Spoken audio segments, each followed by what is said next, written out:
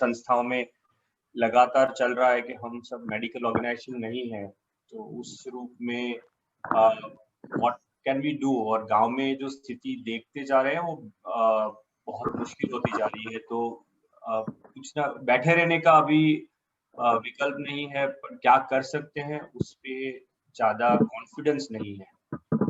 तो आपका ये आज का सत्र बहुत उपयोगी होगा हमारा सबका आत्मविश्वास बढ़ाने के लिए, क्लैरिटी के लिए कि हम किस तरह से कंट्रीब्यूट कर सकते हैं साउथ राजस्थान में कोविड की स्थिति को रोकने के लिए और यहाँ के आदिवासी ग्रामीण समुदाय को समझने के लिए। तो आपको I'll hand it over to you. I think you can give.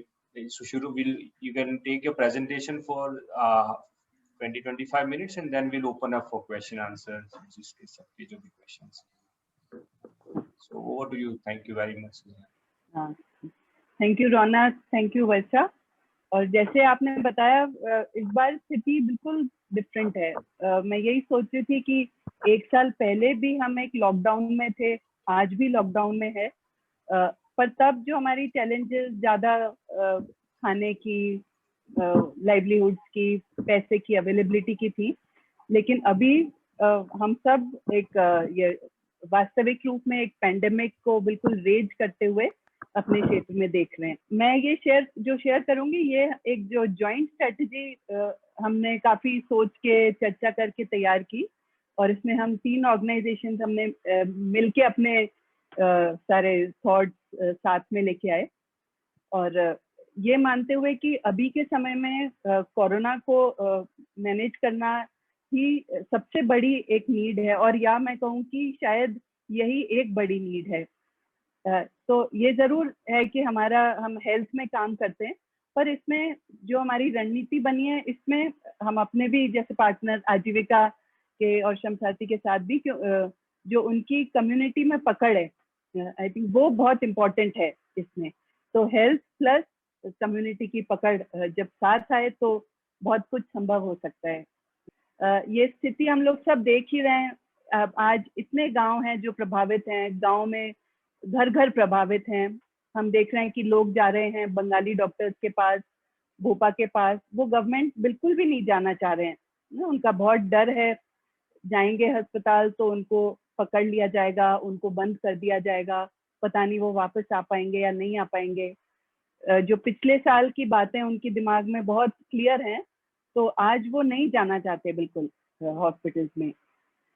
ये भी हम देख रहे हैं कि समुदाय में मास्क का यूज होना, डिस्टेंसिंग रखना नहीं इतना पालन हो रही है, और बहुत जगह हम बड़ी शादियां भी हो रही हैं जिसमें लोग जा रहे हैं। इनफैक्ट हम ये भी देख रहे हैं, हमारी टीम के भी कई सदस्य ऐसे शादियों में जाके आते हैं, और जाके वापस आते हैं तो बहुत जल्दी वो कोरोना से अफेक्ट भी हो जाते हैं। इनफैक्ट जब हमारी टीम में किसी को कोरोना होता है तो हमारा एक सवाल यही होता है कि अच्छा अभी आप गए थे क्या कहीं किसी शादी में? तो यही निकलता है, शादी या किसी की मृत्यु भोज, ऐसी एक गैदरिंग में गए, लौट के आए, और फिर श्योर इनफ उनको जल्दी ही कोरोना भी हो गया। वैक्सीन का डर बहुत ज्यादा है और एक्सेप्टेंस इसकी बहुत कम है। ये भी हम देख रहे हैं कि कई एरियाज में डेथ रिपोर्ट हो रही हैं। लोग ये भी कह रहे हैं कि पहले जितना होती थी उससे बहुत ज्यादा वो देख रहे हैं। और शहरों की, यहाँ शहरों में, यहाँ पे हम बात करें उदयपुर की, तो यहाँ तो स्थिति बुरी है। हॉस्पिटल पूरे पैक हैं। अगर किसी को ऑक्सीजन की आवश्यकता है या आगे बाईपैप जो ऑक्सीजन का नेक्स्ट स्तर है उसकी आवश्यकता है, तो बहुत मुश्किल है उसकी व्यवस्था कर पाना। हमने जो सोचा, एक हमारी स्ट्रेटेजी 3 स्तर पे सोची। एक हमने सोचा कि समुदाय स्तर पे काम की बहुत जरूरत है। रौनक, जैसे आपने भी बोला, लोग बहुत सफर कर रहे हैं इस समय में, और इस समय बैठने का समय बिल्कुल भी नहीं है। तो हम क्या कर सकते हैं समुदाय में? जागरूकता, जरूर जागरूकता पे काम करने की बहुत जरूरत है, और साथ ही हम पहचान कर सकें कोरोना है जिनको, उनकी घर पर देखभाल में उनको सपोर्ट कर सकें। तो हमें लगा ये एक बहुत बड़ी आवश्यकता है, और खास तौर से जिन एरियाज में हम काम करते हैं, क्योंकि हम देखते हैं कि वहां पर और फॉर्मल सिस्टम की पहुंच तो बहुत ही कम है। दूसरा, हमें ये भी लगा कि ब्लॉक स्तर पे अगर जो मॉडरेट से सीवियर कोरोना के केसेस हैं अगर उनकी केयर ब्लॉक स्तर पे और बेटर हो सके तो इससे लोगों के लिए भी सपोर्ट है, उनको उतना दूर नहीं आना होगा ना। अगर हम किसी से बोलते हैं, मान लीजिए वो गोगुंदा के किसी गांव में, कि आपको गोगुंदा जाना होगा, तो फिर भी एक्सेप्टेंस होती है, लेकिन उदयपुर के नाम से वो एकदम मना कर देते हैं। तो लोगों के लिए भी ये एक अच्छा वो है, अच्छा ऑल्टरनेटिव है। और साथ ही सिस्टम के लिए भी ये इम्पोर्टेंट है, जिससे कि उदयपुर में फिर वही मतलब वास्तविक जो बिल्कुल गंभीर कोरोना के पेशेंट्स हैं वही उदयपुर तक आए। तो इसके लिए हमने प्रयास किए हैं। कोविड केयर सेंटर्स चालू हैं, एक तो साबला डूंगरपुर में है और सलूम्बर और गोगुंदा में। और आपको खुशी होगी जान के कि गोगुंदा में कोविड केयर सेंटर कल चालू हो गया और सलूम्बर में भी जल्दी ही स्टार्ट हो जाएगा। तीसरा हमें लगा कि एक आवश्यकता है एक फोन हेल्पलाइन की, क्योंकि हम ये भी समझते हैं कि अधिकतर लोग अपने घरों पर ही रहना चाहेंगे, पर जैसे कोरोना एक नई बीमारी है और आप सब भी ये चीज पढ़ रहे होंगे कि कंडीशन एकदम से कभी बिगड़ जाती है पेशेंट की, और बिगड़ जाती है तो फिर वो बहुत जल्दी ही मॉडरेट सिवियरिटी से गंभीर सिवियरिटी की ओर बढ़ जाती है। तो अगर एक हेल्पलाइन है जिसपे कि किसी भी गांव से भी कोई फोन कर सकता है, या फिर कोई हमारे अगर वॉलंटियर हैं वो भी फोन कर सकते हैं, तो उनको फिर सही गाइडेंस मिल जाएगी। आज के दिन में हेल्पलाइंस बहुत हैं कोरोना के लिए, पर अधिकतर हेल्पलाइंस ये बड़े शहरों से संचालित हैं। तो कोई अगर मान लीजिए दिल्ली में बैठ के एक हेल्पलाइन को मैनेज कर रहे हैं, तो वो पूरा समझ पाए कि कोई कोटरा के गांव में यदि कोई महिला है जिसको कि सांस की तकलीफ है, उसके पास क्या चॉइस हो सकती है, उनके लिए मुश्किल होगा। तो हमें लगा कि हम एक हेल्पलाइन भी सेटअप करें, जिससे कि यहाँ के समुदाय में भी अगर कोई उनको सवाल है, कुछ उनकी तबीयत बिगड़ रही है, तो वो संपर्क कर सके और उनको सही गाइडेंस मिल सके। तो ये हमने 3 स्तर पे हमने सोचा था हमारे एक्शन की।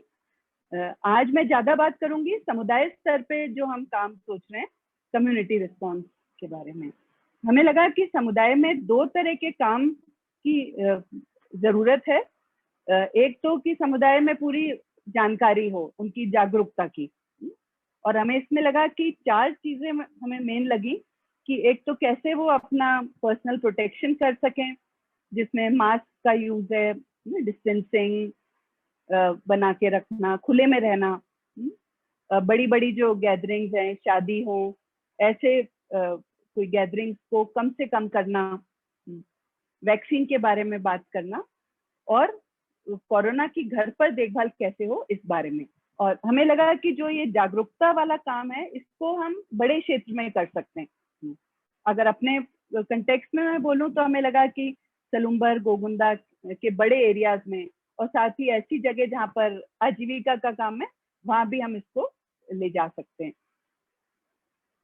इसके साथ हमें लगा कि समुदाय और कोरोना की देखभाल, ये काम भी हम कर सकते हैं, जिसमें जागरूकता की भी बात है, पर साथ ही इसमें होम केयर की बात है। तो इसमें हम ये, जैसे हमारी टीम ये मैनेज कर सके, एक तो वो पहचान कर सकें कि किनको कोरोना है, उनकी घर पर देखभाल के लिए उनको सपोर्ट कर सके, उनको मेडिसिन किट्स दे सके, और अगर कहीं पे स्थिति बिगड़ती है तो वो पहचान करके उनको रेफर कर सके। हमें लगा इस काम को हम कुछ लिमिटेड एरिया में हम शुरू कर सकते हैं और आगे इसको हम और एक्सपेंड कर सकते हैं। इस काम में हमें इससे भी सपोर्ट मिला कि अभी राजस्थान स्टेट गवर्नमेंट की भी गाइडलाइंस आ गई हैं कि हर जना जिसको कोविड लाइक सिम्टम्स है, उनको आगे हॉस्पिटल आने की या टेस्टिंग की इतना जरूरत नहीं है। अब ये रियल एक पैंडेमिक टाइम है, जब पैंडेमिक दूर दूर पहुंच चुका है, तो अब नहीं आवश्यक है कि वो लोग आए, पर उनकी पहचान हो और घर पर देखभाल हो सके।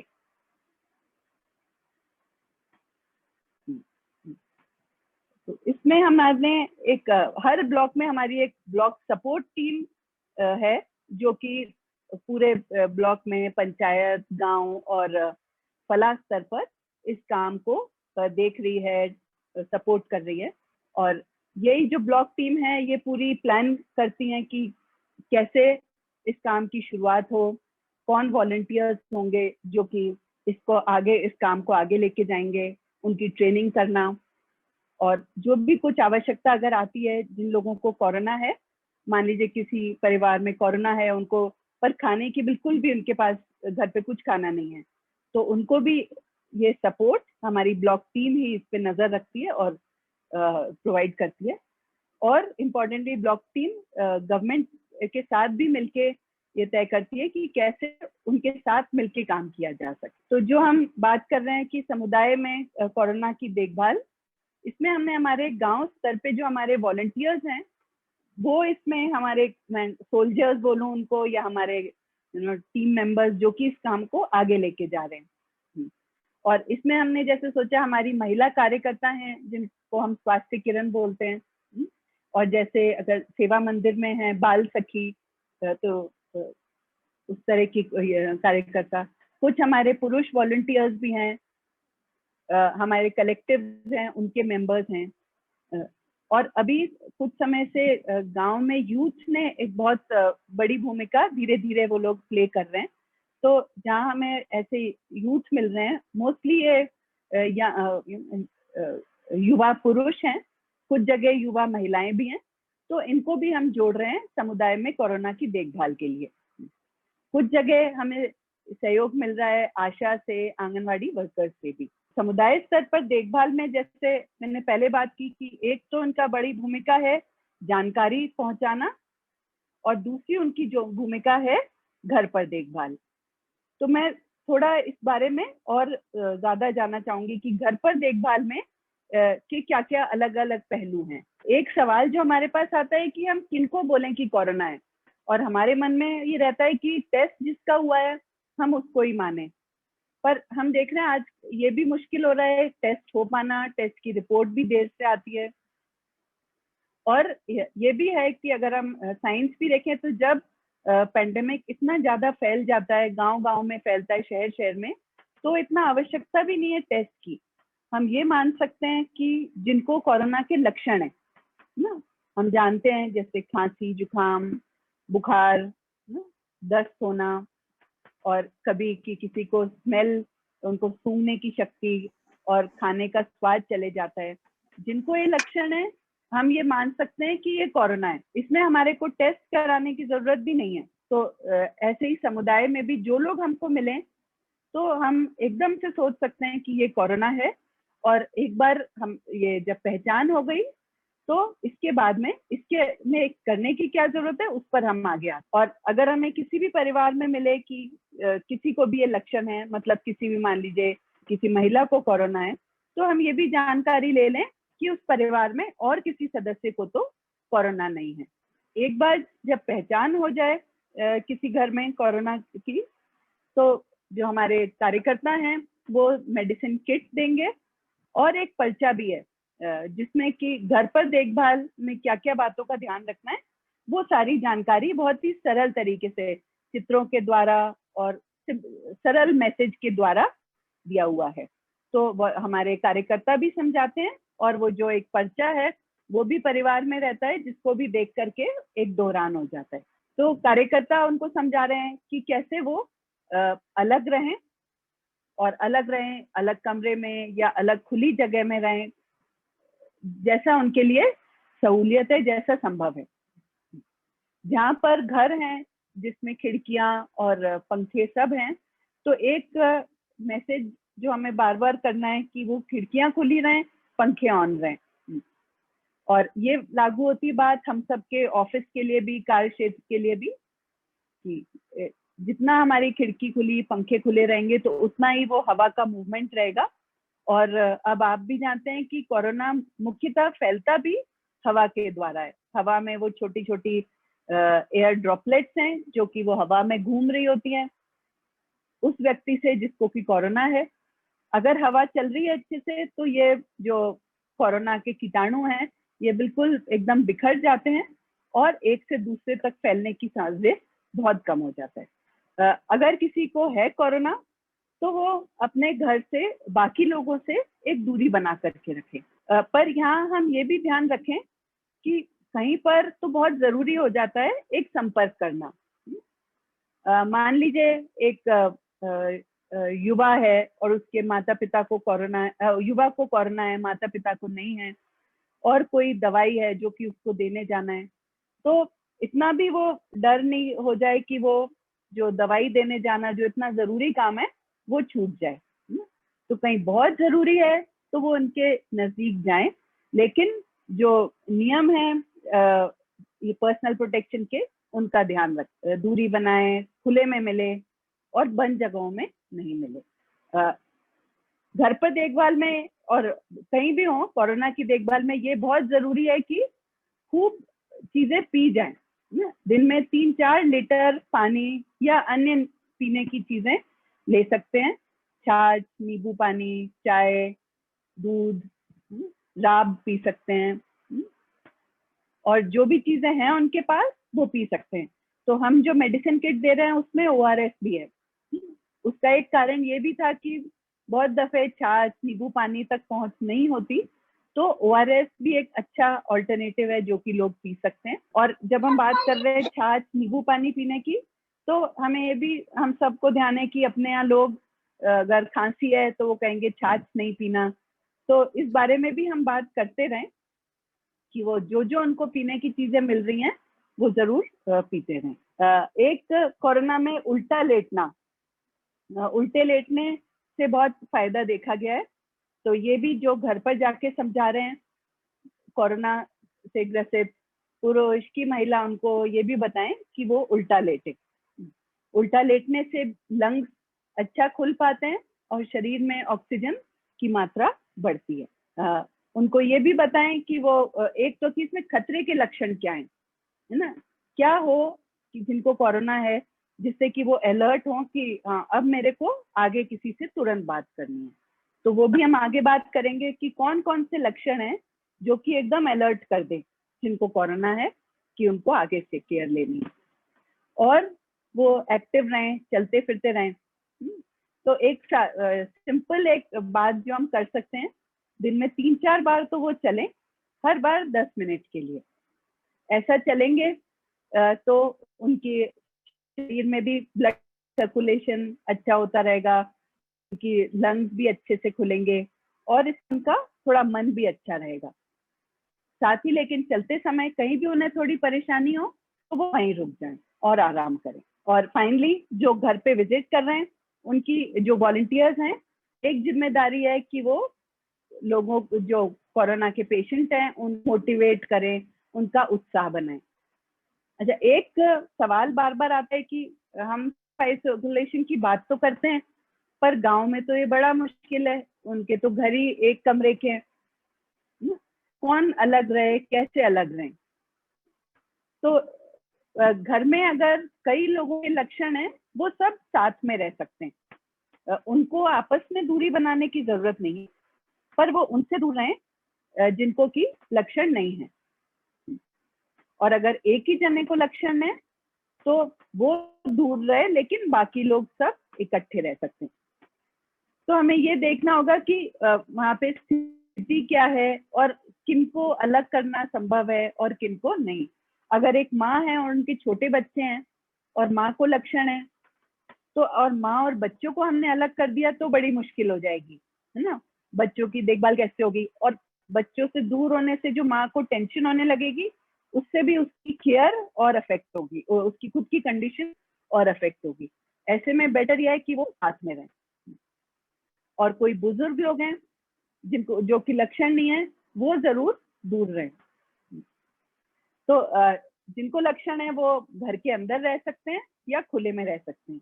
तो थोड़ा बताना चाहूंगी, अभी हमारे जैसे नर्सेज और हेल्थ वर्कर्स को हुआ कोरोना, तो उनसे जब बात की मैंने तो वो बता रहे कि मैडम हम तो अपने घर में, अलग घर है हमारा और हमारे घर के सामने भी खेत है और पीछे भी खेत है। तो मैंने उनको बताया, मैंने कहा जिस जगह आप हो सब ऐसी जगह के लिए तरसते हैं, अगर ऐसा आपके पास जगह तो फिर आधी बीमारी तो आपकी वही खुली हवा से और आपके घूमने फिरने से ठीक हो जाएगी। तो हम भी ये सारे विकल्प देखें, पेड़ के नीचे रहें, ना, घर के पीछे कोई बना हुआ घर है, खाली है, वहां जाएं। अगर वो अलग रह रहे हैं, उनके घर वाले उनके लिए खाना ला करके बाहर रख सकते हैं, पर पूरे ध्यान रखते हुए। जिनको कोरोना है उनका मनोबल बढ़ाना, उत्साह बढ़ाना, ये बहुत इंपॉर्टेंट काम है। हम बात करते रहे कि बीमारी कट जाएगी, अपना समय लेगी, निकलेगी, वो अच्छे से ध्यान रखें, खाएं पिएं, थोड़ा घूमते फिरते रहें। और ये इसलिए भी और इम्पोर्टेंट है कि इतना ज्यादा डर बन गया है ना, और ये डर शहरों में भी दिखता है और गांव में भी दिखता है। एक तो वैसे ही डर है, ऊपर से जो मैसेजेस आते हैं ये डर को और बढ़ाते हैं। तो ये एक हिस्सा है, पर साथ ही दूसरी ओर हम देखते हैं कि जिनको हो रहा है कोरोना, और जो लोग कम डर के साथ और अपनी गतिविधियां करते हुए ये बीमारी का समय निकाल रहे हैं, वो और आराम से और जल्दी ठीक हो रहे हैं, और उनमें समस्याएं भी कम हो रही हैं। तो जो मैं होम केयर में जैसे एक विजिट हुई और उस विजिट में पता चला किसी परिवार में कोरोना है, तो हमारे वॉलंटियर्स मेडिसिन किट्स भी दे रहे हैं, और इसके बाद 2-3 दिन बाद में वो दोबारा से उनसे संपर्क कर रहे हैं। ये संपर्क फोन पे भी हो सकता है और या फिर विजिट पे भी हो सकता है, पर अगर वो जा भी रहे हैं तो वो घर के बाहर से मिल रहे हैं। मास्क और फेस शील्ड का इस्तेमाल कर रहे हैं, सैनिटाइजर्स का भी इस्तेमाल कर रहे हैं, और वो ये जानकारी लेते हैं कि कोई परिवार में या जिनको कोरोना है कोई खतरे के लक्षण तो नहीं है, और खतरे के लक्षण अगर हैं तो ऐसे लोगों में वो पल्स ऑक्सीमीटर से ऑक्सीजन नापेंगे। अभी पल्स ऑक्सीमीटर हमारे पास में नहीं आए हैं, तो अभी हमारे वॉलंटियर्स ये नहीं नाप रहे हैं, अभी बस वो जानकारी ले रहे हैं। पर एक बार जब पल्स ऑक्सीमीटर भी आ जाएंगे तो वॉलंटियर्स पल्स ऑक्सीमीटर लेकर के जाएंगे, जहाँ खतरे के लक्षण है उनमें वो चेक करेंगे ऑक्सीजन लेवल। वो ये भी देखेंगे कि उस परिवार में कहीं और आवश्यकता तो नहीं है खाने की, पानी की, और अगर कोई आवश्यकता है तो फिर वो कोशिश करेंगे कि कैसे उसको वो मीट कर सकें। जैसे अभी हाल में ही जो है हमें जानकारी मिल रही है कि लोगों के पास खाने के लिए गेहूं है पर बाकी चीजें कम है, तो जहाँ पर बहुत ज्यादा समस्या है वहां फिर हम कोशिश करेंगे कि उनको कुछ सपोर्ट मिल सके उनके बीमारी के समय के लिए। और जो फॉलोअप्स होते रहेंगे ये 15 दिन तक होंगे बीमारी की शुरुआत के बाद से। मैंने काफी बात करी गंभीर कोरोना की, तो समुदाय में गंभीर कोरोना की पहचान के लिए ये कुछ लक्षण हैं। अगर किसी को कोरोना है, 5 दिन भी हो गए लेकिन बहुत तेज बुखार उनको बना हुआ है, अगर किसी को सांस में परेशानी होती है, और सांस में परेशानी बैठे बैठे भी हो सकती है, और अगर कोई बोलता है कि नहीं बैठे पे तो नहीं है पर वो चलते हैं, थोड़ी देर भी चलते हैं, 5 मिनट भी चलते हैं, तो सांस में परेशानी होने लगती है, ये भी हमें अलर्ट करता है कि इनको कोरोना मॉडरेट से गंभीर की तरफ शायद बढ़ रहा है। अगर किन्हीं को खांसी बहुत ज्यादा हो जाती है, मतलब 5-6 दिन हो गए लेकिन कोई बोलते हैं मेरी खांसी और बढ़ गई, तो ये भी एक खतरे का लक्षण है। और अगर ऑक्सीजन लेवल किसी की 95 से कम है, वो भी खतरे का लक्षण है। कभी कोई हम अगर बोले कि उनको खूब ज्यादा उल्टियां हो रही हैं या खूब ज्यादा दस्त हो रहे हैं या कोई सुस्त हो गया है, तो ये भी एक खतरे का लक्षण है। तो अगर किसी को भी खतरे का लक्षण है तो वॉलंटियर्स उनको बोल के रखेंगे कि आप तुरंत मेरे को संपर्क करो, और अगर संपर्क नहीं होता तो फिर सीधे हॉस्पिटल जाएं। तो ऐसे जिनको भी गंभीर कोरोना है उनकी ऑक्सीजन लेवल्स भी चेक करेंगे और हेल्पलाइन पर फोन करेंगे।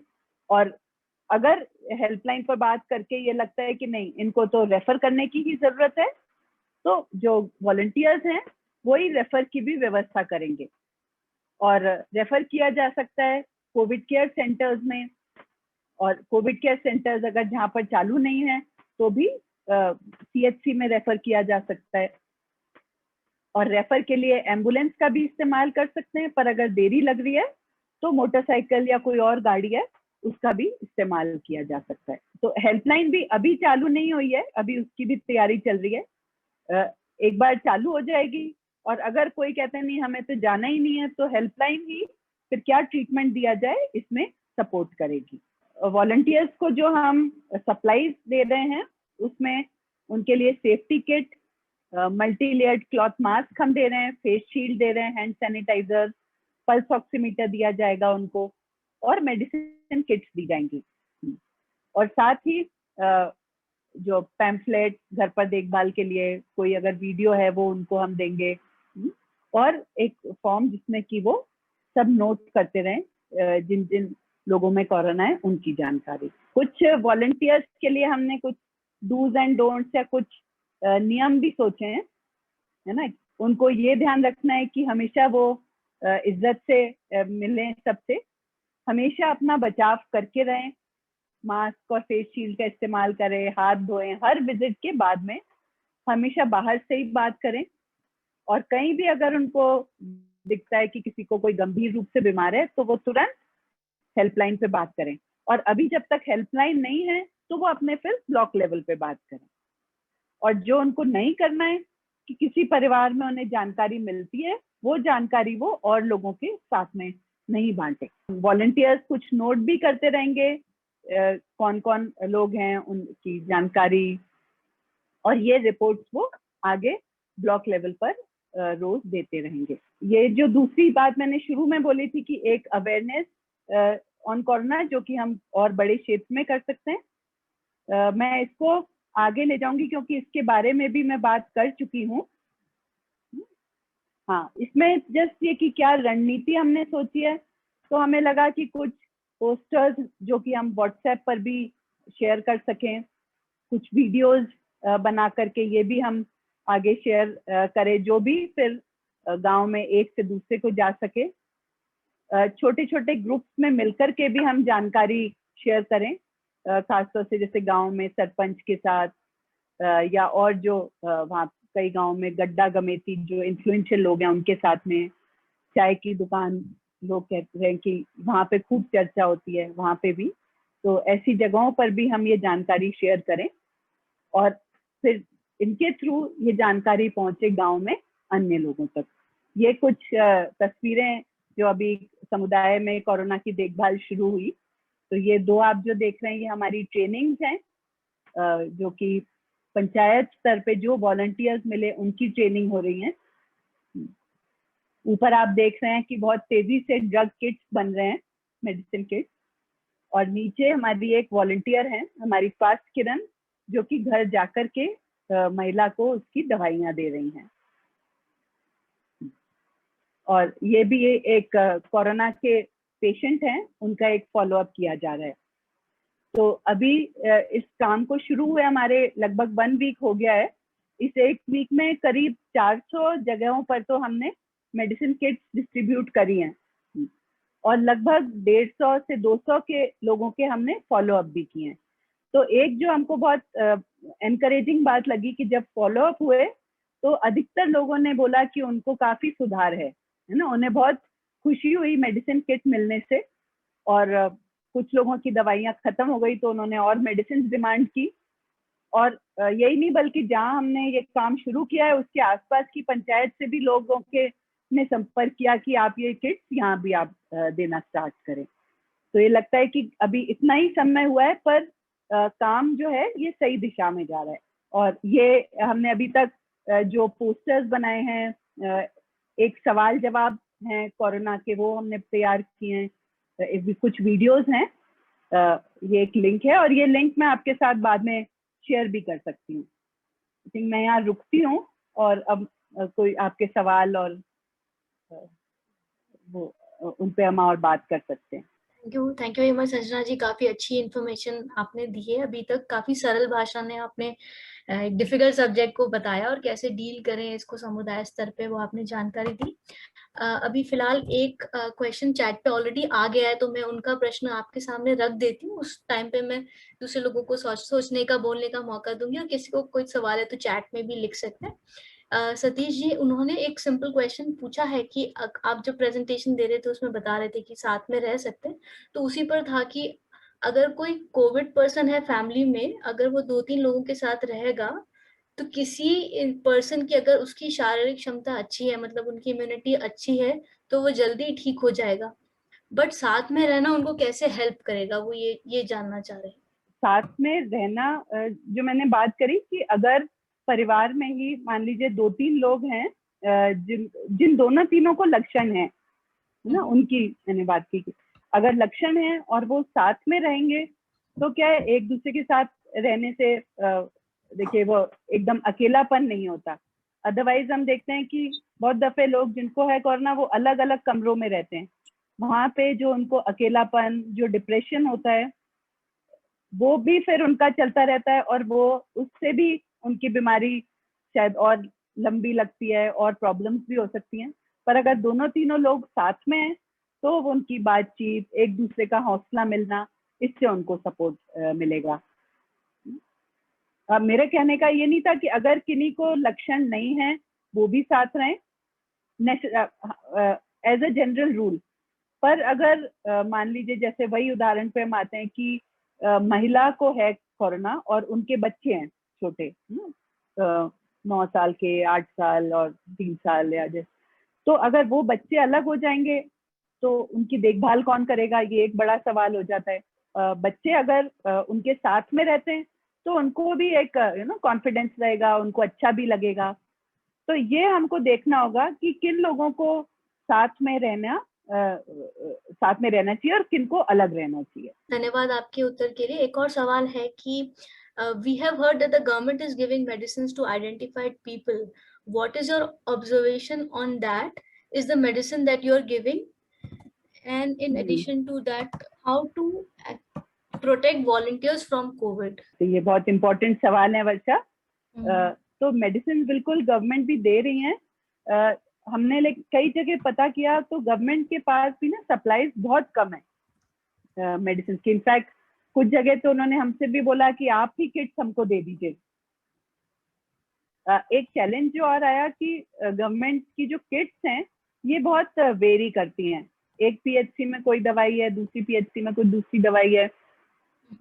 तो हमने जो किट अपनी तैयार की है वर्षा, ये हमने एम्स की गाइडलाइंस और सीएमसी वेलोर, ये दोनों ही अपने देश के शीर्ष मेडिकल इंस्टीट्यूशंस हैं, इनकी जो गाइडलाइंस हैं हमने उनसे अपनी बनाई है। जैसे एक उदाहरण मैं दूं कि ये दोनों गाइडलाइंस बोलती हैं कि कोई एंटीबायोटिक देने की कोई आवश्यकता नहीं है रूटीनली। तो हमने भी एंटीबायोटिक नहीं रखी है, जिसकी आवश्यकता है पैरासीटामोल की बहुत है, मल्टीविटामिन दी जा सकती हैं, और ओआरएस जैसा मैंने पहले भी कहा। तो ये हमने अपनी बनाई है गाइडलाइंस। दूसरी बात आपने बोला कि वॉलंटियर्स कैसे प्रोटेक्ट हो, तो इस काम में मैं कहूंगी कि पहली बात ये वॉलंटियर्स प्रोटेक्टेड रहें। तो इसका खूब अब एविडेंस है कि खुले में वायरस के स्प्रेड होने की चांस बिल्कुल कम हो जाती है। तो वॉलंटियर्स जहाँ भी मिले खुले में मिले, और वो अपने मास्क का इस्तेमाल करें, मल्टी लेयर्ड मास्क और फेस शील्ड का इस्तेमाल करें। और जिनको है कोरोना उनके वही पास में ना मिले तो ये प्रिकॉशंस वो यूज करेंगे। और साथ ही हैंड वॉशिंग, हर एक घर में वो मिले उसके बाद में वो हैंड वॉश या सैनिटाइजर का इस्तेमाल करें। तो ये सब मेजर्स वो अपनाएंगे तो इससे उनका रिस्क बहुत कम हो जाएगा। थैंक यू संजना जी। एक सवाल है टॉयलेट यूज को लेके, क्योंकि गांव में भी ज्यादा टॉयलेट्स नहीं होते, सबके घर में एक ही टॉयलेट मिलेगा, तो क्या टॉयलेट शेयर करना भी रिस्की हो सकता है? और अगर यूज करना है तो हमें क्या प्रिकॉशंस लेने चाहिए? इसमें भी जैसे अब जो नया एविडेंस है वो यही है कि ये एयर से ट्रांसमिट होता है। तो टॉयलेट में भी जाएं तो अगर सेम टॉयलेट है तो जिनको कोरोना है, एक तो वो अपना मास्क इस्तेमाल करें, और भी लोग इस्तेमाल कर रहे हैं तो मास्क इस्तेमाल करें, एक ये।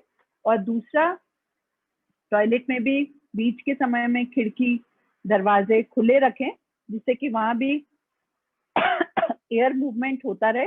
और अगर कोरोना के कीटाणु हैं भी, अगर खुला है, हवा वहां से इधर उधर आ रही है, तो वो कीटाणु भी बाहर हो जाएंगे। ये हम करेंगे तो फिर रिस्क नहीं है उसमें ट्रांसमिशन का। जी संजना जी, मैं और आगे सवाल पूछना चाह रही थी कि स्पेशली मदर्स को लेके है और उनके इन्फेंट्स को लेके कि अगर मदर इन्फेक्टेड है तो क्या बच्चे भी इन्फेक्ट हो जाएंगे, उन्हें कैसे बचाया जाए? तो वर्षा, अभी जो हम कोरोना का स्ट्रेन देख रहे हैं ना, ये बहुत ज्यादा इन्फेक्शियस है ना, बहुत जल्दी फैलता है एक से दूसरे को। और हम सब ने देखा होगा कि इतने हमारे मिलने वाले होंगे जिसमें एक जना इन्फेक्ट हुआ तो बहुत जगह पूरा परिवार इन्फेक्ट हो जाता है। और ये बदलाव हुआ है पिछले साल में ही, जो एक म्यूटेशन या 2 म्यूटेशन या मल्टीपल म्यूटेशन हुई है उस कारण।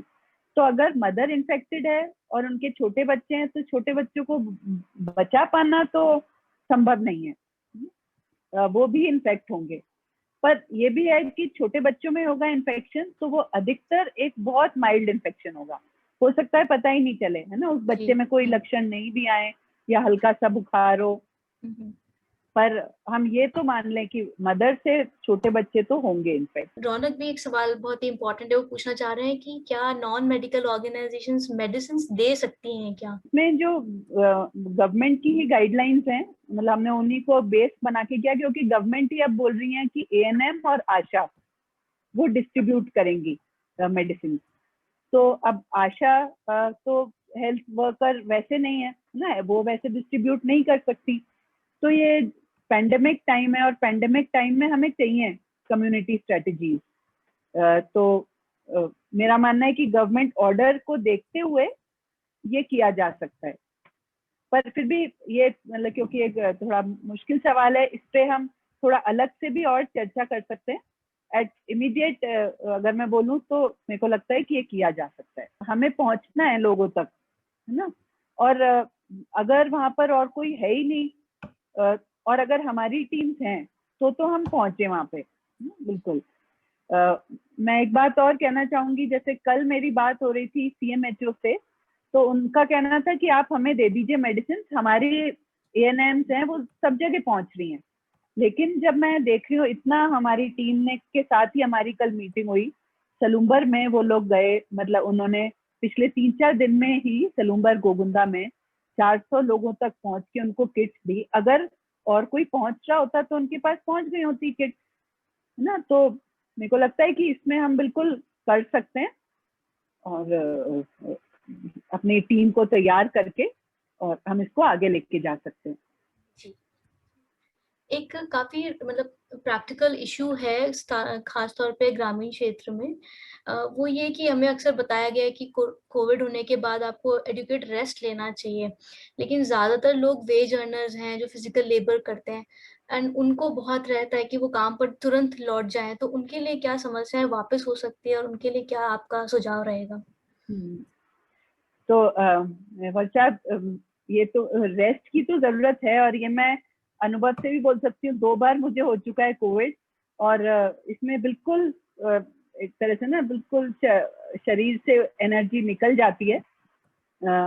तो रेस्ट की है जरूरत और शायद 15-20 दिन टोटल मैं बोल रही हूँ, पर ये भी पर्सन टू पर्सन डिपेंड करता है। जैसे परसों मैं गई थी गोगुंदा में राम, तो वहां जिनको कोरोना था वो तो अपने घर की बाड़ी बना के आ रहे थे, पर जब वो खेत में बाड़ी बनाने गए तो वो अकेले थे। तो जितना कोई जना खुद कर सकता है वो कर ले, उससे भी उसका मन भी अच्छा रहेगा। पर पूरा यही ध्यान रखते हुए कहीं भी लगे कि थक रहा है तो वो वहीं पे रोक दे, मतलब फोर्स्ड रेस्ट नहीं है, हम बोले वो शरीर की सुन के जो शरीर कहता है वो करें। पर ये जरूर है वर्षा, जो आपने बोला ना डेली वेज अर्नर्स, तो कोई भी ऐसा काम जिसमें कि वो और लोगों के संपर्क में आते हैं वो काम नहीं करें ना, क्योंकि उससे रिस्क है और लोगों तक स्प्रेड होने का। तो जब से स्टार्ट हुए सिम्टम्स 15 दिन तक तो वो ये करें कि वो नहीं मिले औरों से, नहीं तो क्या है ये बीमारी ऐसे ही मतलब फैलती जाएगी। जी संजना जी, एक इम्पॉर्टेंट क्वेश्चन है और वो क्वेश्चन शायद सभी लोगों के लिए काफी रेलेवेंट होगा, क्योंकि हम वॉलंटियर्स की बात कर रहे हैं इस टाइम पे, क्योंकि प्रेशर बहुत है हेल्थ सेक्टर पे भी।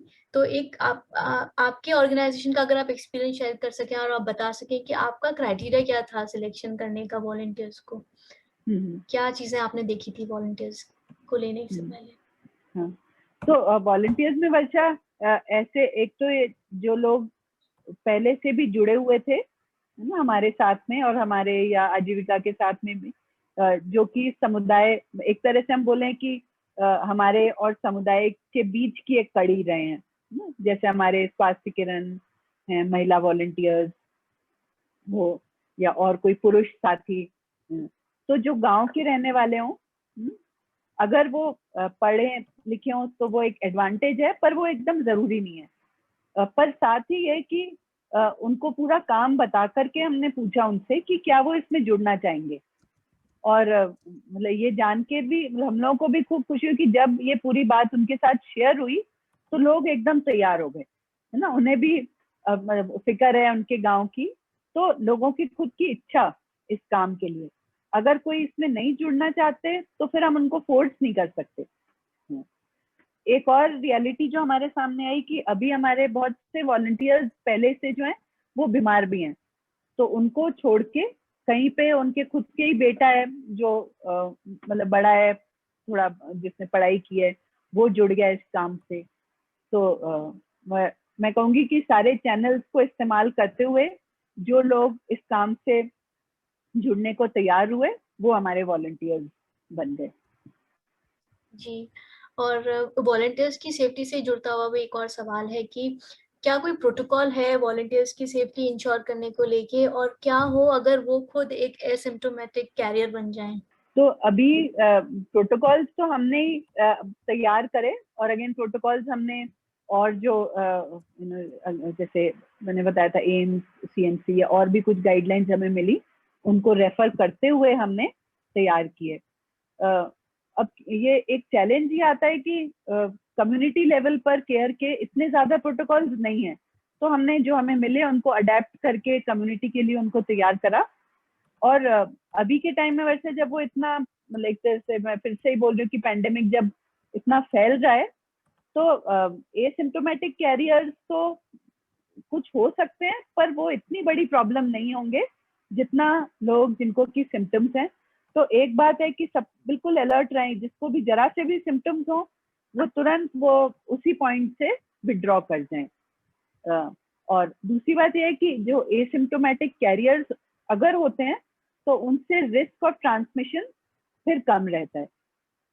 और एक और बात यह कि अगर फिर भी कोई है एसिम्प्टोमेटिक कैरियर और फिर वो पूरे ये प्रोटोकॉल फॉलो करेंगे, है ना, जो जिसकी हमने बात की, खुले में मिलेंगे, खुद पर्सनल प्रोटेक्शन यूज करेंगे, और इसमें एक बात और जो मैंने बोला नहीं था, पर जिनको है वो लोग भी पर्सनल प्रोटेक्शन यूज करें, है ना। अगर वो ये सब फॉलो करेंगे तो भी रिस्क उनसे आगे फैलने का कम हो जाएगा। So, आपके इतने सवालों के बीच में there are many words of appreciation for you Sanjana ji, बहुत बहुत लोग तारीफ कर रहे हैं और लिख रहे हैं, काफी इन्फॉर्मेटिव है। उनमें से एक सवाल भी है और एक कॉम्प्लीमेंट भी है आपके लिए अजय मेहता जी की तरफ से। वो लिख रहे हैं wonderful presentation and extremely informative, और वो जानना चाह रहे हैं कि क्या कोई फाइनेंशियल कंस्ट्रेंट्स हैं क्या। थैंक्स अजय साहब, आपका सपोर्ट एप्रिसिएशन हमेशा रहता है और ये हमको और एनकरेजेस अस इवन मोर। तो फाइनेंशियल तो ये काम तो मुश्किल है वर्षा, है ना। जैसे अभी हम देख रहे हैं कि इतने लोग हैं जिनको है इन्फेक्शन, तो अभी रिगार्डिंग फाइनेंसेस हम ये भी देख रहे हैं कि बहुत से लोग आ भी रहे हैं, you know, coming forward to support. तो समस्या बड़ी है, पर ओवरऑल जो सपोर्ट है हमें वो भी आता हुआ दिख रहा है। उससे हमको ये लग रहा है कि नहीं, काम मतलब हमारे को जितना सपोर्ट चाहिए वो मिल जाएगा। एक प्रैक्टिकल चैलेंज जो अभी हमें आ रहा है वो है कि ड्रग्स भी उतना आसानी से नहीं मिल रही, ड्रग्स भी थोड़ा धीरे धीरे से आ रही हैं। तो अगर ये भी थोड़ा और फास्ट आ जाए तो हमारे भी जो मेडिसिन किट्स हैं और फटाफट बन जाएं और फील्ड में पहुंच जाएं। तो कल जैसे हमने एक रिव्यू करा था टीम्स के साथ, तो हर जगह से हमने यही सुना कि अभी मेडिसिन नहीं पहुंची हैं। तो यही हमको थोड़ा लग रहा है कितना जल्दी हम बना करके पहुंचा सके। Thank you Sanjana ji, I hope आपका टाइम परमिट कर रहा है इतने सारे सवाल लेने के लिए। So we'll continue for some more time because there are many questions and I hope I do justice to all who are writing. So एक क्वेश्चन राजदीप जी ने पूछा है about black fungus, and he's writing that it is said that this fungus came through dust and there is a risk for farmers. How can one prevent from it? तो ये जो black fungus जरूर है ना, mucormycosis, अब हम इसके भी खूब केसेस देखने लग गए हैं। तो इसका जो एक बड़ा कारण दिख रहा है ना, वो लगता है कि जो स्टेरॉइड्स का एक्सेसिव यूज जो हुआ है कोरोना में, उस कारण होता है। उस कारण ये फंगल फंगस का भी एक तरह से एक एपिडेमिक आ गया है। तो इससे जो बचाव के लिए तरीके हैं, एक तो ये कि जो केयर भी है जिनको कोरोना है वो पूरी एविडेंस बेस्ड और सेफ, मतलब सुरक्षित उनकी केयर मिले। अगर वो ज्यादा जैसे बंगाली के पास जाएंगे और बंगाली से या कोई उनको और स्टेरॉइड इंजेक्शन मिलेंगे, इन सब को होने से उनमें रिस्क बढ़ेगा ब्लैक फंगस का। पर अगर वो प्रॉपर केयर लेंगे, मेडिसिन किट्स की हम बात कर रहे हैं जो हम दे रहे हैं, और आने वाले समय में अगर और मान लीजिए सेवा मंदिर भी और भी हम वो किट्स देते हैं लोगों को, उन किट्स में रिस्क नहीं है ब्लैक फंगस का। ये जरूर होगा कि जिनको हम किट्स दे रहे हैं इनमें से भी कुछ लोगों में बीमारी गंभीर होगी और उनको फिर स्टेरॉइड देने की आवश्यकता रहेगी। पर एक होता है कि स्टेरॉइड सिर्फ उनको दी जाए जिनको रियली में आवश्यक है, और वो भी सही डोज दी जाए। जब इन बातों का ध्यान होगा, उनसे रिस्क फंगल इन्फेक्शन का बिल्कुल कम होगा। तो एक ये कि फिर बंगाली से भी इलाज न लें, है ना, यही प्रॉपर केयर लें, तो इन सब से उनका रिस्क कम होगा। जी संजय जी, कुछ ओपन डेफिकेशन को लेके भी सवाल हैं कि कितना डेंजरस है ये स्पेशली इस टाइम पे, और वो कैसे इंश्योर करें कि ओपन डेफिकेशन की वजह से कम स्प्रेड हो, उसके ऊपर आपकी राय जानना चाह रहे हैं सब। ओपन डेफिकेशन से मुझको नहीं लगता कि मतलब जैसे कोरोना का रिस्क वो बढ़ेगा, है ना। और ओपन डेफिकेशन जरूर वो हमारे लिए चैलेंज है ही पहले से ही, क्योंकि उससे रिस्क बढ़ता है डायरियल डिजीजेस का, और वो जरूर आने वाले समय में फिर इम्पोर्टेंट हो सकता है जब गर्मी बढ़ेगी और पानी कम होगा। कोरोना की दृष्टि से अगर हम देखें तो जैसे हमने बात की ना कि खुले में तो वायरस बिल्कुल बिखर जाता है, और खुले में देखा गया है कि वायरस 10-15 मिनट से अधिक समय तक जीवित नहीं रहता, तो ये रिस्क नहीं है। कोविड केयर सेंटर को लेके भी कुछ सवाल हैं, थोड़ा सा और डिटेल जानना चाह रहे हैं कि कितने बेड्स हैं वहां पर, क्या सेफ्टी और सैनिटेशन की फैसिलिटीज होती हैं। तो अभी जैसे इन 2 जगहों का अनुभव, गोगुंदा तो स्टार्ट हो गया है, और गोगुंदा में एक कला आश्रम, एक आयुर्वेद कॉलेज है, वहां पर ये सेंटर चालू है। तो उसमें है 20 बेड्स तो हैं, 20 से शायद ज्यादा भी हो सकते हैं बेड्स, और खुली जगह में है जहाँ पर और कोविड केयर सेंटर्स में वो भर्ती होंगे जिनकी ऑक्सीजन लेवल्स कम हो रही हैं। मान लीजिए 94 से कम हम कट ऑफ मानते हैं, अगर कम हो उनको वहां भर्ती किया जाएगा और उनको ऑक्सीजन वहां पे मिल पाएगी, ऑक्सीजन और भी कोई मेडिसिन, और जैसे हमने बात की स्टेरॉइड, ये सारी मेडिसिन उनको वहां मिल पाएगी। तो उधर सलूम्बर में भी कोविड केयर सेंटर एक खुली जगह में बन रहा है, एक वो गर्ल्स हॉस्टल है, वहां भी अच्छा एयर फ्लो है, तो पेशेंट्स रह सकते हैं और उनके अटेंडेंट भी बीच बीच में उनसे जा करके मिल सकते हैं पर्सनल प्रोटेक्शन के साथ में। तो वहां पर अच्छी केयर है, और क्योंकि खुला एनवायरनमेंट है तो रिस्क भी वहां पर ट्रांसमिशन का कम है। और मोस्ट इम्पॉर्टेंट कि वहां पर जो इन पेशेंट्स को जरूरत है ना, इनको जरूरत है प्रॉपर ट्रीटमेंट की, समय पर स्टार्ट हो, और दूसरा ऑक्सीजन, वो उनको वहां पर मिलेगा।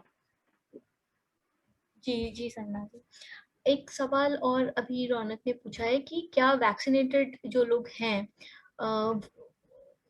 मतलब उनका सवाल है कि आर वैक्सीनेटेड पर्सन और those who had Covid recent weeks are they safe enough to work as volunteers? हाँ, तो ये जो ग्रुप है, क्योंकि वैक्सीनेशन हमने देखा है कि वैक्सीनेशन प्रोटेक्ट करता है सीवियर डिजीज से। जिनको वैक्सीनेशन है उनको हो सकता है हो कोरोना, पर अधिकतर वो माइल्ड इन्फेक्शन के रूप में होगा, और यही बात होगी उनको भी जिनको कि रिसेंट कोरोना इन्फेक्शन हुआ है। पर ये क्योंकि एक नई बीमारी है, तो ये जो बात मैंने बोली कि वैक्सीनेटेड है या जिनको पहले हुआ है, अभी तक जो हमने देखा है वो यही बताता है। पर फिर भी जो सारे प्रोटेक्शन के मेजर्स हैं वो तो इनको भी करने ही है ना, कि खुले में मिले, मास्क पहने, और दूसरी तरफ अगर मान लीजिए किसी को नहीं भी हुआ है वैक्सीनेशन, पर वो भी ये प्रोटोकॉल फॉलो कर रहे हैं, तो उनसे भी उनका रिस्क कम ही रहता है।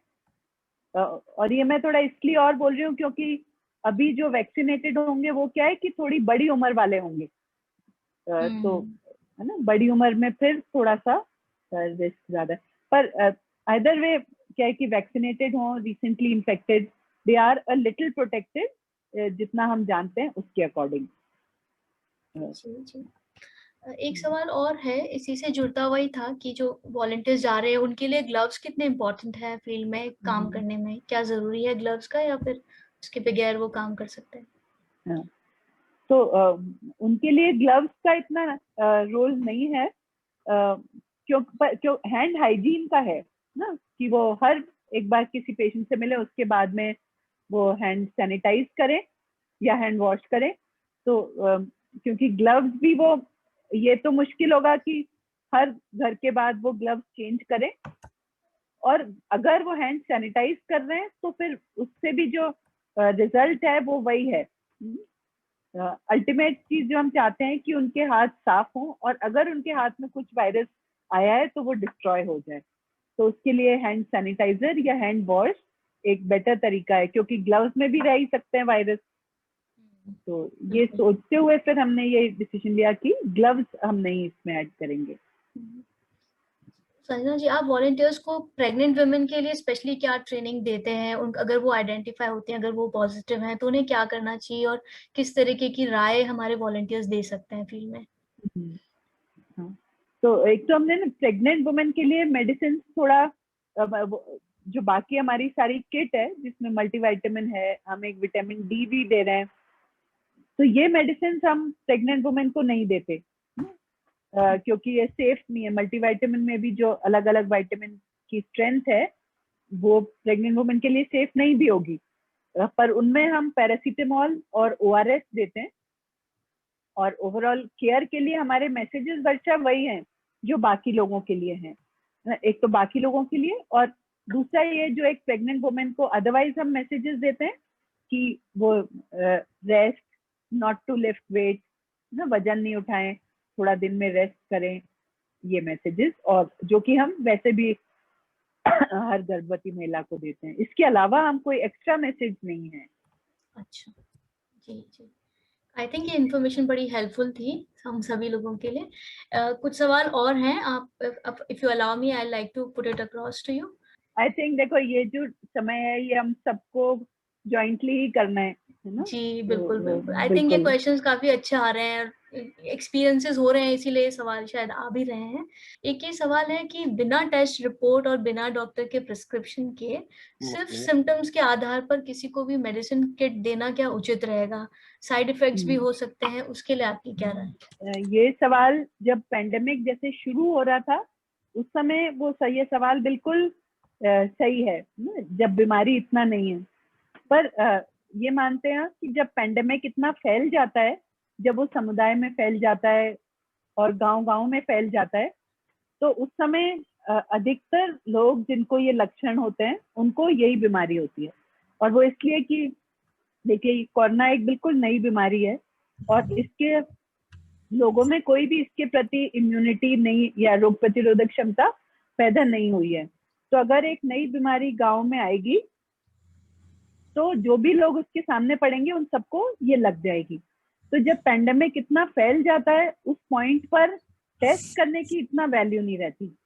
इनफैक्ट हमारे ही कुछ फ्रेंड्स जो इंग्लैंड में, उनसे 1 साल पहले बात हो रही थी तो उन्होंने तब भी वो ये बोल रहे थे, कह रहे हैं कि हमको तो बुखार हुआ, हमने तो कोई टेस्ट नहीं कराया, हम लोग तो बस घर पे हो गए। तो तब हमें लगा कि थोड़ा अजीब लगा, पर ये बात समझ में आ रही है ना। तो इतना फैल गया है तो टेस्ट की इतना कोई आवश्यकता भी नहीं है। दूसरा, हम सोचें अगर हम टेस्ट के लिए बुलाने लगे तो ये कहाँ होंगे टेस्ट?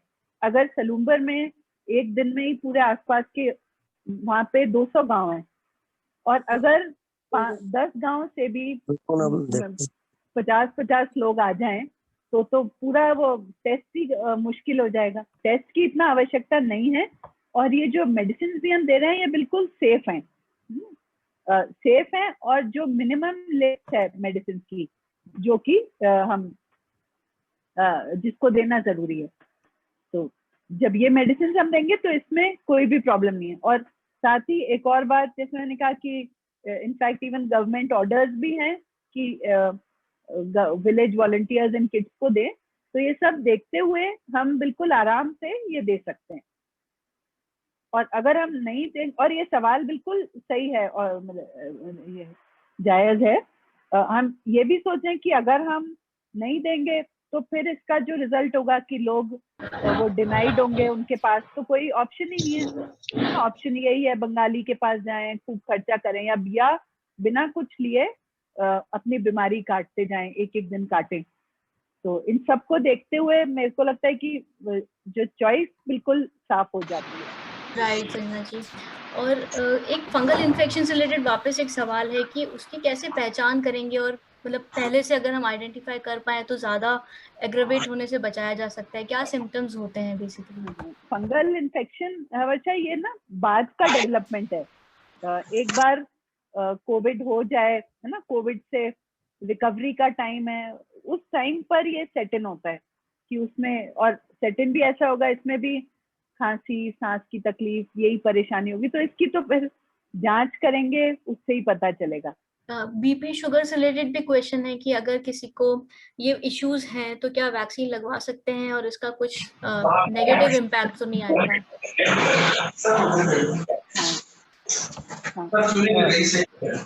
हाँ, बिल्कुल, वैक्सीन बिल्कुल सेफ है। और वैक्सीन का कोई भी ऐसा, मतलब हाई बीपी या शुगर, वैक्सीन के लिए कोई एक्स्ट्रा केयर चाहिए हो, ऐसी नहीं, बल्कि उनको और भी जरूरी है वैक्सीन लगवाना, क्योंकि वैक्सीन लगने से उनको जैसे सीवियर कोरोना से तो क्लियर बचाव होता है, और अगर वैक्सीन नहीं लगाएंगे तो डायबिटीज और हाइपरटेंशन होने से उनकी कोरोना की ज्यादा रिस्क है कि वो सीवियर बीमारी बन जाए। तो उनको भी बिल्कुल लगानी चाहिए। एक चीज और मैं जोड़ूंगी कि जैसे अब एक्सपीरियंस आ रहा है ऐसे इंग्लैंड से और देशों से, जहाँ पर आधी से ज्यादा पॉपुलेशन का हो गया है वैक्सीनेशन।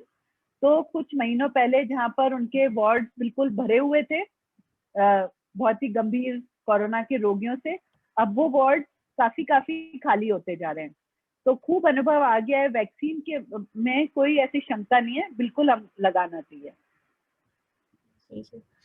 लक्ष्मी मूर्ति जी जानना चाह रहे हैं कि क्या बीएचएस ट्रेनिंग भी करवा रहे हैं, क्या ट्रेनिंग ऑफ ट्रेनर्स वॉलंटियर्स की स्पेशली?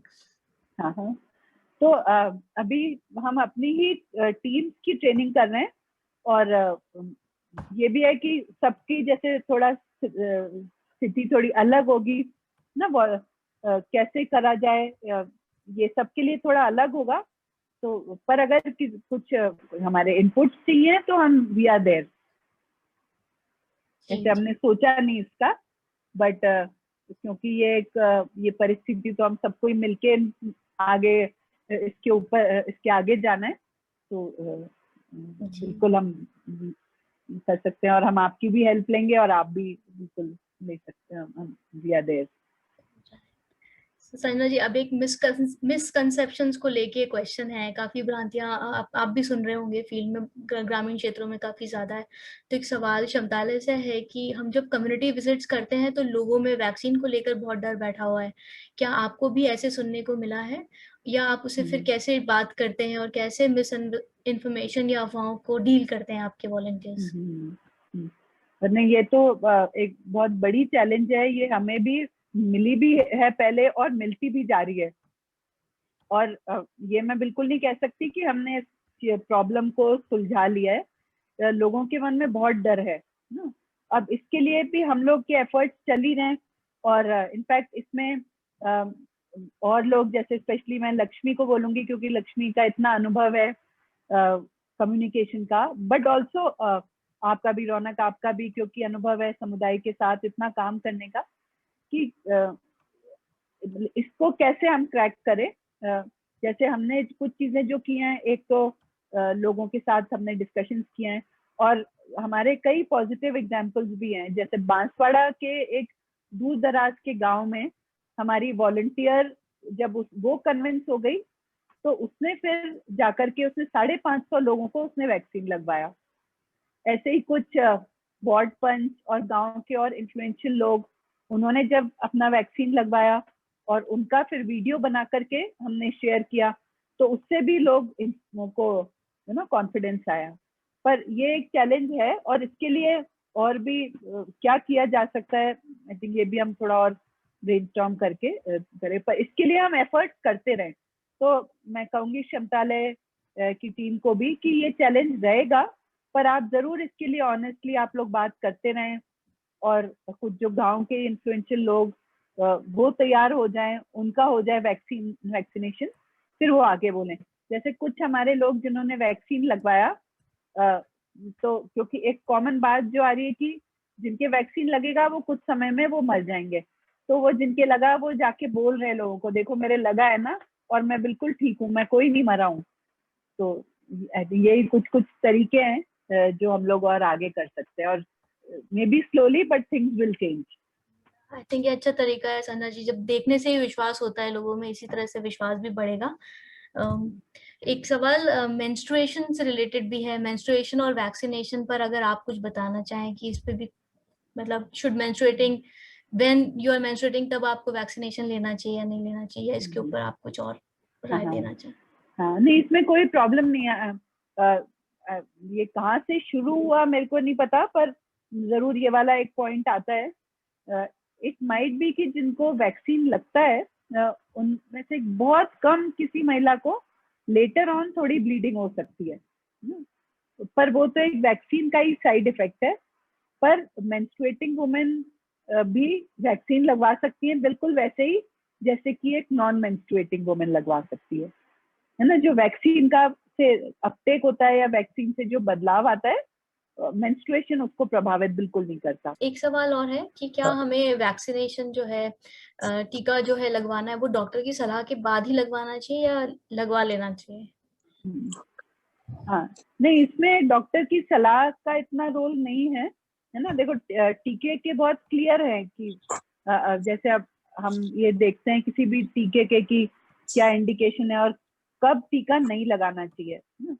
तो जो कोविड का टीका है उसके नहीं लगाने की तो बस वो स्थिति है कि अगर किसी को पुराने कोविड का टीका जब लग रहा था तब किसी को सीवियर रिएक्शन हुआ हो, वो एक कंडीशन है, या कोई बहुत सीवियर एलर्जिक रिएक्शन है वो, तो इसमें ऐसे कोई डॉक्टर की सलाह की आवश्यकता नहीं है। जो लोग वैक्सीनेशन कर रहे हैं उनके पास सारी इंफॉर्मेशन है जो कि वैक्सीन लगाने से पहले लेनी है, तो बिल्कुल कॉन्फिडेंस के साथ अगर कोई हमारा चल रहा है ट्रीटमेंट, हम वो डिटेल ले जा करके फिर हम लगवा सकते हैं। ये मैं इसलिए भी कह रही हूँ कि अभी सब डॉक्टर्स वो कोविड केयर में लगे हुए हैं और उनके इस वैक्सीनेशन के लिए इतना हमें उनके इनपुट्स की जरूरत नहीं है। जी, साथ ही हम ये भी जानते हैं संजना जी की वैक्सीनेशन का तो बहुत अभाव है। वैक्सीनेशन टूरिज्म स्टार्ट हो गया है, लोग शहर से गांवों में जाके वैक्सीन लगवा रहे हैं। उदयपुर की स्थिति भी आप जानते हैं। सो एक सवाल ट्राइबल पॉपुलेशन के लिए है कि वो कैसे रजिस्टर करते हैं अपने आप को, क्योंकि उनके पास तो नेटवर्क नहीं है, ना उनको इतना नॉलेज है ऑनलाइन रजिस्ट्रेशन का। तो गाँवों में रजिस्ट्रेशन कैसे होते हैं वैक्सीन को लेके? तो इसकी वजह से काफी हमारा अनुभव बना है उस पीएचसी में जो कि हम लोग रन करते हैं डूंगरपुर में। तो 45 एंड अबव में तो कोई चैलेंज नहीं, वो तो आते हैं लोग और उनका तुरंत वो रजिस्ट्रेशन करके वैक्सीनेशन हो जाता है। अब चैलेंज ज्यादा आएगा 18 to 45 में, तो इसका भी रियल एक्सपीरियंस भी और हम लोग गैदर कर रहे हैं, जो इमीडिएटली देख के लगता है कि इसमें आएंगे चैलेंजेस, है ना, कि वो हम रजिस्टर करेंगे, ओटीपी आएगा, पर ये रोल आउट कैसे हो इसका अनुभव बनना है अभी, इसलिए भी कि ऑलरेडी वैक्सीन की शॉर्टेज इतना होने लग गई है और जो फियर इतना बड़ा है, तो ऑलरेडी लोग कम आ रहे हैं। उसके बाद में एप्लीकेशन में क्या प्रॉब्लम है वो आई थिंक आने वाले समय में हमें और समझ आएगा उसका। संजना दी, मेरा मन में एक सवाल उठ रहा है। मैं हजारीबाग से राम जी बोल रहा हूँ। दीदी, आपने पर जितना भी प्रोटेक्शन पर सुझाव दिया हमें बहुत अच्छा लगा दीदी, लेकिन मेरे मन में एक सवाल उठ रहा है कि ऑक्सीजन को लेकर। ये सारी सुझाव बहुत अच्छा है दीदी, बचाव के तरीका, प्रोटेक्शन पर, लेकिन ये जो ऑक्सीजन वाला जो बात है उसमें समय नहीं मिलता, समय पर ऑक्सीजन नहीं लोगों को, पेशेंट को नहीं मिल पाता, और हॉस्पिटल में भी इसका अभाव दिखता है। ऐसी परिस्थिति में पेशेंट को कैसे बचाया जा सकता है दीदी, इस पर क्या आपका सुझाव है? मैं हजारीबाग से बोल रहा हूँ, झारखंड से बच्चू राम जी दीदी। हाँ बच्चू राम जी। नहीं बच्चू राम जी, आपने जो बात बोली, मतलब ये एक मतलब बहुत ही मुश्किल है स्थिति कि ऑक्सीजन जो कि एक ऐसा नहीं है कि कोई नई दवाई है ना, मतलब ऑक्सीजन तो कब से है, उस काम में ली जा रही है। और ये एक मतलब बहुत ही खराब स्थिति है, दुखद स्थिति की हमको ये समय देखना पड़ रहा है कि ऑक्सीजन के अभाव की वजह से लोगों की बीमारी बढ़ रही है और लोगों को हम बचा नहीं पा रहे हैं। लोग जहाँ रहते हैं, आज एक और बात जो हम देख रहे हैं कि सब कुछ पहुंच रहा है शहरों में ना, पर अगर शहर से पहले ही कस्बों में भी इसका लोगों को इलाज मिल सके, ऑक्सीजन, और ऑक्सीजन के साथ ही कुछ मेडिसिन भी हैं, जैसे आपने भी पढ़ा होगा कि जैसे स्टेरॉइड्स हैं, पर वो अगर सही समय पर और उनको शुरू की जाए जिनको की उनकी आवश्यकता है, अगर ये भी उनको हो तो इससे उनकी ऑक्सीजन की आवश्यकता भी कम हो सकती है। पर इन सब के लिए यह है कि उनको एक प्रॉपर केयर चाहिए, डॉक्टर द्वारा देखभाल चाहिए, और उन लोगों की तरफ से ये हो कि जैसे ही उनकी तबीयत बिगड़ने लगे तो वो तुरंत उनको भी ध्यान रहे और वो तुरंत आगे इलाज के लिए जाएं। जो एक समस्या गांव में ज्यादा हम देखते हैं कि लोग आगे नहीं जाना चाहते, बीमारी बढ़ भी जाए पर नहीं, उन आगे जाने के लिए वो एकदम तैयार नहीं होते। पर ये भी हम उनसे बात करें कि बीमारी बढ़ रही है और जितना वो डिले करेंगे तो बीमारी और ही बढ़ती जाएगी, तो तुरंत पहचान कर वो आगे जाएं और सही इलाज उनको मिले। तो इन सब से ही उनके और उनको सही इलाज मिलके बीमारी का एक अंजाम अच्छा बेहतर हो सकता है। Thank you Sanjana ji, Bachchu Ram ji, thank you आपके सवाल के लिए। बाकी साथियों को भी थैंक यू बोलना चाह रही हूँ जिन्होंने इतने अच्छे सवाल पूछे, और संजना जी आपने उतनी खूबसूरती से और आई थिंक कन्विंसिंग जवाब दिए हम सभी लोगों को। विक्टोरिया ने भी लिखा है कि आपको सुनने के बाद हमारा कॉन्फिडेंस बहुत बढ़ा है और अब हम आगे बढ़ सकते हैं, फील्ड में काम करने को लेकर शुरुआत कर सकते हैं। मैं साथ ही इन्वाइट करना चाहूंगी लक्ष्मी जी को। लक्ष्मी जी आप प्लीज आए और अपनी बात रखें। Thank you Varsha, thank you so much इतना अच्छा फैसिलिटेशन के लिए। Thank you Sanjana ma'am. मैं आपको क्या धन्यवाद दूं, मुझे लग रहा है कि अगर आप अभी और 2 घंटे भी बात करेंगी लोगों के प्रश्न खत्म ही नहीं होंगे, क्योंकि ऐसी लोगों के मन में इतने सारे प्रश्न हैं, पर आपने फिर भी बहुत एक तो इतना सरलता से आपने बताया संजना मैम, क्योंकि आप कम्युनिटी से जुड़े हैं तो आप जानते हैं कि कौन से सवाल वहाँ से आ रहे हैं। बिल्कुल ज़मीनी स्तर के आपने जो प्रस्तुतिकरण भी बताया और जो आपकी स्ट्रैटेजी भी है बिल्कुल ग्राउंड रियलिटीज़ को ध्यान में रखते हुए बनी है। तो बहुत बहुत धन्यवाद संजना मैम, आपने इतना अच्छा सेशन लिया और थैंक यू। और मैं अपने सभी संस्था, जो दूसरी संस्था के प्रतिनिधि हैं, साथी हैं, उनको भी बहुत बहुत धन्यवाद देना चाहती हूँ, और सभी को जिन्होंने इतने अच्छे प्रश्न पूछे और इतने अच्छे सेशन के लिए पुनः संजना मैम बहुत बहुत धन्यवाद। Thank you so much. Thanks Lakshmi, और मेरे को भी अच्छा लगा सबसे मिलके, और हम लोग सब मिलके और इतना दूर दूर तक जितना कर सके, उसी की अभी टाइम भी ऐसा है, I am sure we are all ready to come together and do as much. तो आप सबको खूब गुड विशेस, एंड आप लोग अपना ध्यान रखें और कलेक्टिवली जितना अपन कर सकते हैं वो अपन सब लगे रहें। वैसे ही लगे हुए ही हैं हम सब, तो हम आपसे देख के हमें भी जोश मिलता है खूब। हाँ मैम, मैं सरोज बोल रही हूँ, जयपुर से सरोज खान, और मैं समांतर साथी से जुड़ी हूँ। मैम मैं सबको एक मैसेज ये देना चाह रही हूँ कि हमारे यहाँ PSC है जहाँ पे इंजेक्शन लगे हैं, उस दौरान मैंने भी इंजेक्शन लगवाया। तो मेरा मैसेज सबको ये है कि जब भी हम ये इंजेक्शन लगवाने जाएं तो जिस टाइम पे डॉक्टर हमें कहे कि इधर मुंह कर लें तो हम ना करें, क्योंकि उस दिन जब मैंने इंजेक्शन लगवाने के लिए मैं भी वैक्सीनेशन के लिए गई तो वहाँ पे ये केस था कि इंजेक्ट कर रहे हैं वैक्सीनेशन को, इंजेक्शन को अंदर गए लेकिन जो सिरिंज में दवा है उसको नहीं दे के वापस निकाल रहे थे। तो ऐसा करके यहाँ पे हंगामा हुआ। फिर उसके बाद में हमने कुछ लोगों के साथ में करा तो वहाँ पर स्टाफ बदल दिया गया है। तो ऐसा भी है कि दवा की कमी है और ये लोग खाली आंकड़े इकट्ठा भी करना चाह रहे हैं। तो उस दौरान जब हम इंजेक्शन लगाने जाएं तो हमारा मुंह भी उधर हो और हम देखें कि वो पूरा इंजेक्शन जो हमारे अंदर दिया है कि नहीं दिया है, सिर्फ इंजेक्शन लगा के ही निकाल रही है। तो कुछ इस तरह की चीजें भी हो रही हैं। सिर्फ ऑक्सीजन वाली बात ही नहीं है, कुछ ऐसे भी तरीके अपनाए जा रहे हैं सरकारी वो जो प्राइवेट में फिर अपना क्लिनिक है। बाद में पता चला कि वहाँ से जो वहाँ का कंप्यूटर था अपने क्लिनिक में भेजे, तो वो भी यहाँ पे बाद में सब लोगों को पता चला।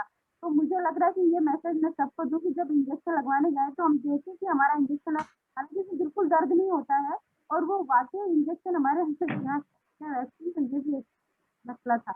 मैं ये बोलूंगी सरोज, आपने जो बात बोली, देखिए इंजेक्शन जब हम वैक्सीन लगाने जाएं तो ध्यान तो बिल्कुल हम रखें, है ना, अलर्ट रहें। और आपका अनुभव ऐसा रहा, ये जान के मुझे दुख हुआ।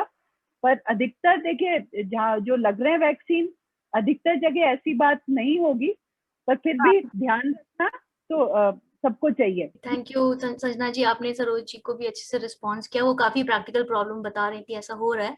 बट हाँ, थैंक यू सरोज जी जानकारी शेयर करने के लिए। मैं सभी साथियों का धन्यवाद देती हूँ जिन्होंने आज ज्वाइन किया। आप ये जानकारी आगे तक पहुंचाएं और लोगों को बेनिफिट दें इससे। Thank you very much Sanjana ji, इतने बिजी शेड्यूल में से आपने टाइम निकाला और हमें जानकारी दी, इसके लिए धन्यवाद। Thanks Varsha. Thank you. Thanks everyone.